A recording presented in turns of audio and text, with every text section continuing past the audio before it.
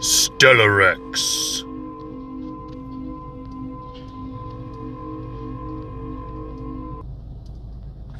Greetings, my dear viewers, and welcome back to Dungeons & Dragons Character Conversion, where we take a look at characters from across media and bring them into Dungeons & Dragons 5th edition, using the 2014 rules.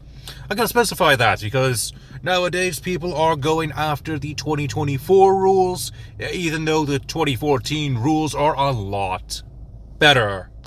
Anyway, we are back once again with the Warriors of Ravenloft video game. This time we are tackling the villains that you can pick from the roster. And the first one is the wizard, known as Stellerex.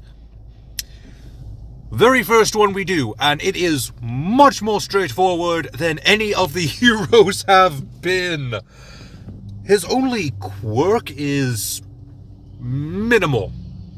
He's got a trident, and, well, it doesn't really specify the school he participates in, but we'll get more into that at level 2.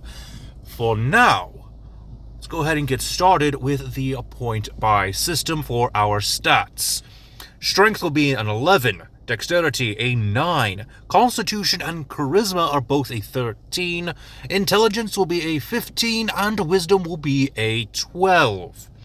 Stellerex is a human, so that will increase each of our stats by 1 point each, giving us a size of medium, a speed of 30 feet, and languages in common and one of our choice. We'll go with Elven just to do it. For our background, we are going with the Mage of High Sorcery. This will give us proficiency in Arcana and History, as well as 2 languages of our choice. I recommend going with Goblin, because of one of our quote-unquote teammates, and Infernal. This is because Stellerex has gone around trying to learn more magic. You'll actually see this probably for most of the villains, but you're going to be reminded of a Dark Lord that we had talked about sometime in the past, but a little bit watered down, weaker than the Dark Lord itself.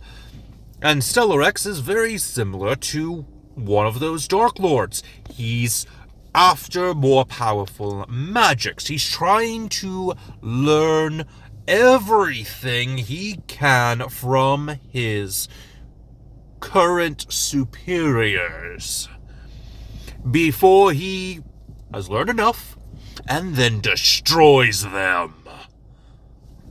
Sometimes with a cantrip of his own design, sometimes with other types of spells.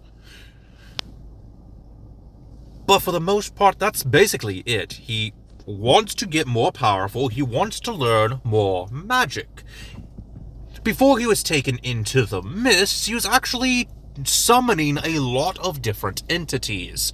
Demons, devils, and even avatars of the higher planes. He was actually about to summon a avatar known as the Avatar of Order before he was sent to the mists. So there we go, it's interesting. But that's why we're going with the language of Infernal, and why we're going with the Mage of High Sorcerer. He's even classified as a mage in the lore. Not just a normal wizard, but a mage. Anywho, for our feature, we get the feat of Initiate of High Sorcery. We're going with Nuitari, giving us access to the cantrip of Shocking Grasp, and the first level spells of Hex and Ray of Sickness. Moving on to our class, of course we are going with the Wizard. There's no other class we can go as. We get a hit die of 1d8, starting hit points of 8 plus our Constitution modifier, and additional hit points equal to 1d8 plus our Constitution modifier per Wizard level after the first. For proficiencies, you'll get access to daggers, darts, slings, quarterstaffs, and light crossbows. For your saving throws, you'll be proficient in Intelligence and Wisdom. For your proficient skills, grab Insight and Investigation. Your spell casting uses your intelligence modifier, and you get access to arcane recovery. Now, about his school of magic. The 2 Wikipedia pages that I was able to find stated that Stellerex practice the dark arts, black magic. And looking up the definition of what is considered black magic is a bit vague. You can go with necromancy, sure, but you can also pick up blood magic. Or maybe any form of magic that is considered taboo. It's really in the air.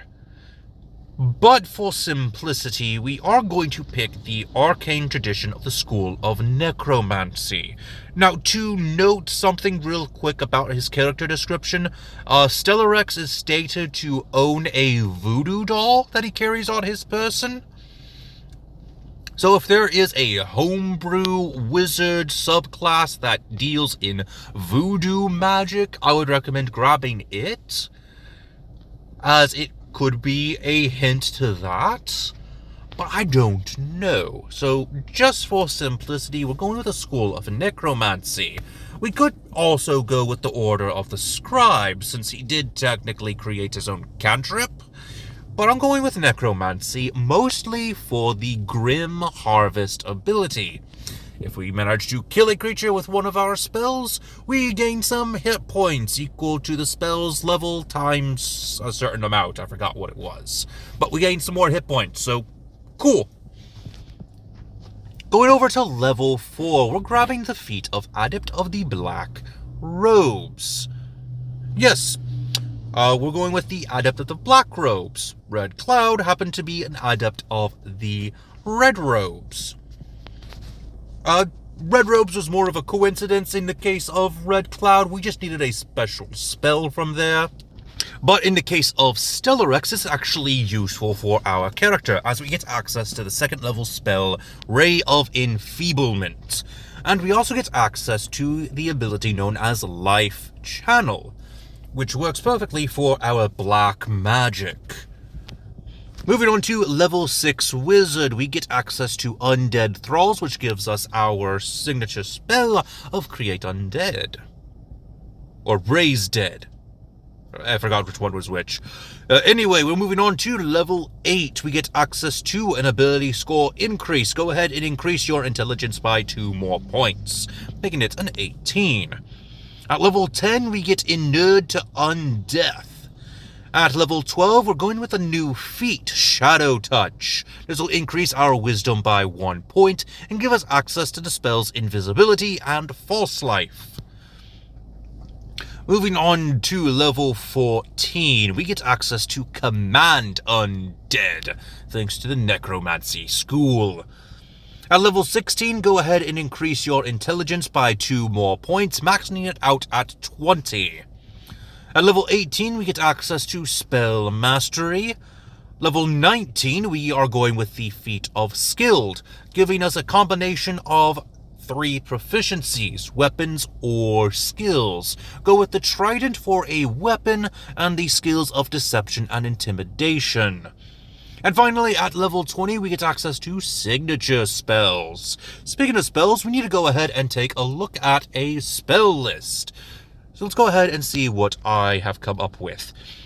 Now, I did make this before picking the spell Ray of Enfeeblement for the Black Robes, because I forgot to pick it in the first place. So swap out Ray of Enfeeblement for an equally useful spell. So, starting things off with the cantrips. We have Booming Blade, Create Bonfire, Mage Hand, Shocking Grasp, which I already picked for one of the other features, I just realized. Okay, switch that out too. Also, Toll the Dead. Maybe change Shocking Grasp for Firebolt. Next is your 1st level spells. Burning Hands, Mage Armor, Magic Missile, Shield, Silvery Barbs, Tasha's Caustic Brew, Tasha's Hideous Laughter, and Thunder Wave. Second level, Arcane Lock, Continual Flame, Gust of Wind, Levitate, Acid Arrow, and whatever you decide to switch Ray of Enfeeblement for, maybe Dragon's Breath. Third level, we have Bestow Curse, Counterspell, Dispel Magic, Enemies Abound, Fireball, and Glyph of Warding. Fourth level, Charm Monster, Locate Creature, Psychic Lance, Sickening Radiance, Spirit of Death, and Summon Greater Demon. Fifth level, Contact Other Plane, Immolation, Legend Lore, Infernal Calling, and Modify Memory. Why Legend Lore? Well, that is actually very useful because there is a second mission that we are given in the Warriors of Ravenloft. Our quote-unquote employer not only sent us to assassinate Strand von Zarevich, but as a side mission, as a way to try to draw Strahd out, we were sent to try to find the reincarnation of Strahd's beloved. So there we go, we have an evil reason of going after her. We can use Legend Lore to try to get some information about the current incarnation. Simple enough. Which is also why we got Locate Creature, so we can actually find her and then go right after her. Don't have to beat around any bushes trying to find her. Going off to level 6, we have Disintegrate, Suggestion, Irresistible Dance, and Summon Fiend. 7th level, Plane Shift, Teleport, and Whirlwind. 8th level spells, Horrid Wilting, Dark Star, and Dominate Monster. And finally, at 9th level, we have Gate, Ravenous Void, and Time Ravage. Now, some of these spells are not going to be working inside the Domains of Dread because of the Dark Powers and the subsequent Dark Lords. But they are spells that Stellerex is going to have access to, and you can indeed add more to this list by finding other wizard spellbooks, which is why some of these are not necromancy spells. It's going off of the necromancy solvent ability to where you do not have to pay as much to copy those spells into your spellbook. And with that being said, that is all for today's video. What did you think of Stellerex? Let me know in the comment section down below. And until next time, this has been Drayhon, and I am offline.